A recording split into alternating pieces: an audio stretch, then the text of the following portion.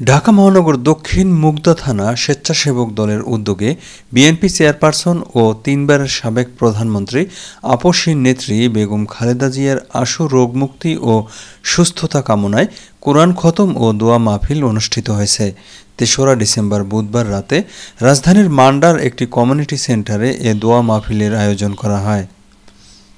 এতে প্রধান অতিথি হিসেবে উপস্থিত ছিলেন জাতীয়তাবাদী মহিলা দল কেন্দ্রীয় কমিটির সভানেত্রী আফরোজা আব্বাস।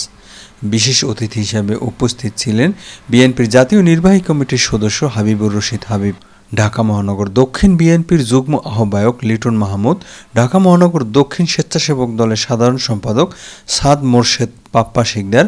সভাপতিত্ব করেন ঢাকা মহানগর দক্ষিণ স্বেচ্ছাসেবক দলের সভাপতি এ জহির উদ্দিন তুহিন। সঞ্চালনায় ছিলেন মুগদা থানা স্বেচ্ছাসেবক দল নেতা মিরাজ হোসেন তুষার।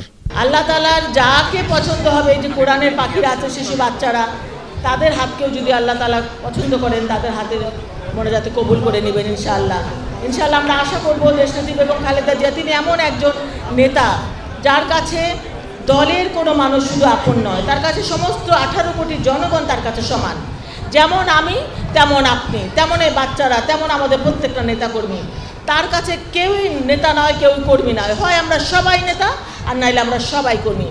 তার কাছে সবাই আমরা সমান। তিনি প্রত্যেকটা মানুষকে ভালোবাসেন, তিনি দেশকে ভালোবাসেন। এরকম দেশপ্রেমিক মানুষ খুবই পাওয়া দুষ্কর। এবং মহান রাব্বুল আলামিনের কাছে আমরা প্রার্থনা করব আল্লাহ তাআলা যার হাত পছন্দ তাকেই যেন তিনি কবুল করে নেন। আমরা শহীদ রাষ্ট্রপতি জিয়াউর রহমানের জন্য ইনশাআল্লাহ তাআলা দোয়া করবেন, দেশনেত্রী বেগম খালেদা জিয়ার জন্য দোয়া করবেন, আমাদের আরাফাত রহমান কোকো, আমাদের শহীদ রাষ্ট্রপতি দেশনেত্রী বেগম খালেদা জিয়ার কনিষ্ঠ সন্তান, তার জন্যও দোয়া করবেন। এই যে মা থেকে অনেক দূরে রয়েছেন আমাদের ভারপ্রাপ্ত চেয়ারম্যান তারেক রহমান, তার সুস্থতার জন্য আপনারা দোয়া করবেন ইনশাআল্লাহ।